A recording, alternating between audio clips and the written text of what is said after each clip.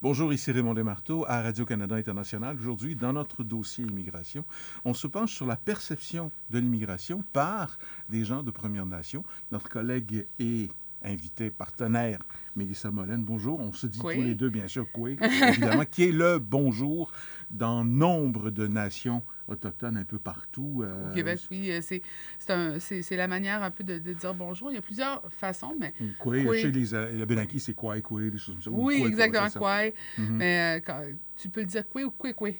Koué, aussi, c'est ça. Koué, c'est plus comme un petit bonjour. Okay. Quand je dis immigration et Premières Nations, c'est comme si on sautait la période au centre de l'arrivage ou de l'arrivée des Européens. Là. Bon, les nations existent, les Premières Nations, ça, il y a une période de reconnaissance qui est en train d'émerger, oui. Mais il y a aussi une très forte immigration, de plus en plus d'immigrants au Canada. On parle quoi, d'un quart de million par année, 40 000 sur le Québec. Est-ce qu'il y a une perception différente, penses-tu, toi qui vis dans les deux communautés, et blanches et autochtones, de la perception de l'immigration? Oui, bien d'ailleurs, j'aime pas beaucoup utiliser le terme immigrant. Parce que j'ai l'impression que ce terme-là vient maintenant avec une connotation très négative. Puis c'est même validé souvent comme c'est l'autre, c'est l'envahisseur, c'est celui qui vient nous voler. Puis moi, je préfère le terme migrant, quelqu'un qui bouge, parce que même nous, les peuples autochtones, on était des sédentaires, des semi-sédentaires, des nomades. On se déplaçait sur le territoire selon nos besoins. Si les ressources n'étaient plus là, il fallait qu'on se déplace. Donc, on était souvent obligés d'aller vers d'autres territoires, même des fois de partager des territoires avec d'autres nations. Ça faisait partie d'une réalité et d'une communication qui devait se créer entre les nations. Aujourd'hui, c'est comme s'il y avait un peuple qui était plus validé qu'un autre et tous ceux qui, eux, sont à la recherche d'une ressource.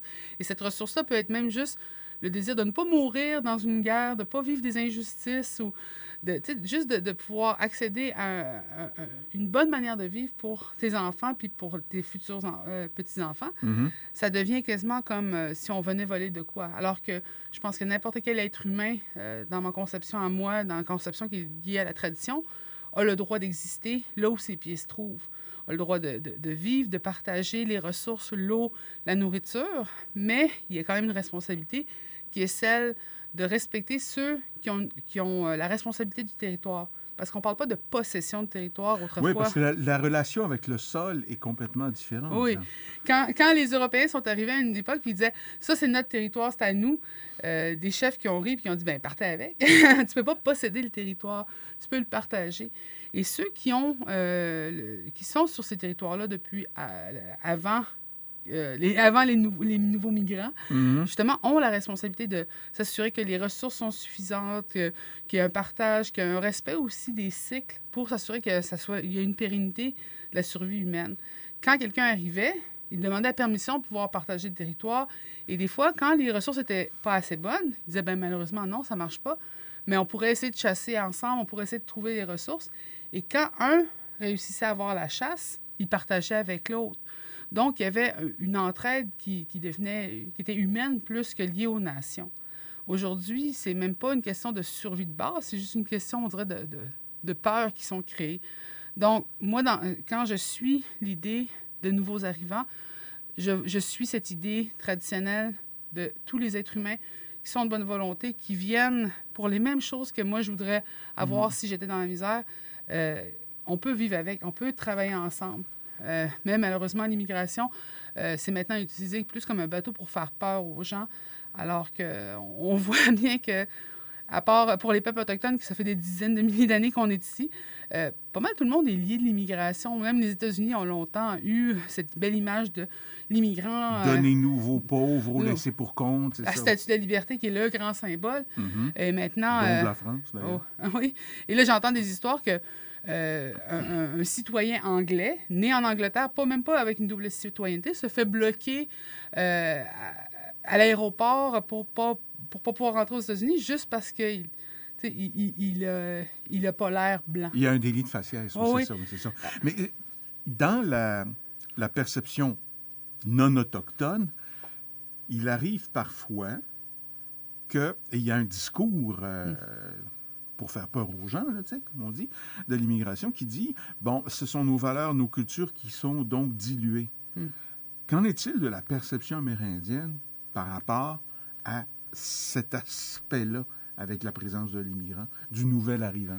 Bien, nous autres, c'est certain que le nouvel arrivant n'est pas celui qui va avoir ou qui a dilué notre culture. On a eu des politiques canadiennes qui ont fait ce travail-là intentionnellement, de détruire la langue, la culture, l'identité, même les droits territoriaux. Ce qui est malheureux, par exemple, c'est justement ce genre de politique-là a créé parfois chez des Premières Nations, des peuples autochtones, une crainte de l'autre. Parce que d'ici, eux, ils nous ont fait ça, qu'est-ce qui ne nous dit pas que n'importe qui pourra nous le faire? Mais il y a aussi, par exemple, il y a eu une relation qui s'est construite entre deux peuples qui, des fois, vivent des discriminations. Un, depuis l'arrivée des Européens, et l'autre, après lui, son arrivée.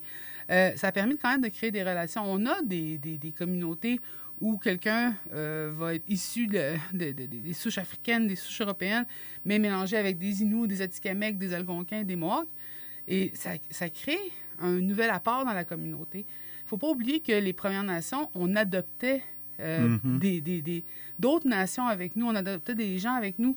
Même aux États-Unis, tu vois, ils appellent les Black Indians. C'est les enfants qui sont issus des relations qui ont été créées entre les Native Americans, les Autochtones des États-Unis, et les premiers esclaves en fuite.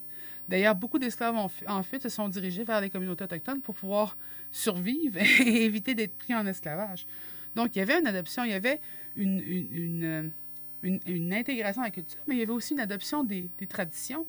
Nous, quand les Européens sont arrivés, il y avait des traditions qu'on a beaucoup adoptées, comme le métal, le chaudron, le pain, le tissu, des choses qui étaient bonnes. Et même, on a adopté des Français, des Anglais dans nos nations. Et encore aujourd'hui, on voit qu'on mélange. C'est impossible d'avoir peur de l'autre à ce point-là tout le temps. C'est certain que certains individus vont pousser vers ce message de « faut se séparer, faut garder les sangs purs ». Mais c'est pas ça l'idée. L'idée, c'était d'être ensemble, de se mélanger, de pouvoir vivre ensemble, et ça créait la nouvelle culture. Aujourd'hui, le peuple autochtone est ce qu'il est parce qu'il a pris ce qui était bon pour lui des autres nations, mais a conservé aussi ce qui était le meilleur de sa culture à lui, à l'origine. Et c'est pour ça aussi que chaque nation au Canada autochtone n'est pas la même. Genre, je ne suis pas du tout pareil comme un Mohawk. Et Mohawk n'est pas du tout comme un Inuit. Ou comme un Sioux, ou comme un Sauteux, voilà. C'est ça, mais on se reconnaît comme peuple autochtone et on se respecte en tant que tel. Alors, je pense que c'est possible de le faire avec l'entièreté des nations qui existent sur la planète, mais toujours dans un respect d'équilibre et de valorisation de l'autre, et pas d'une diminution de ce que l'autre vaut culturellement. C'est un beau message, celui-là. Mélissa Mollin, merci beaucoup. Merci à vous. Merci à vous.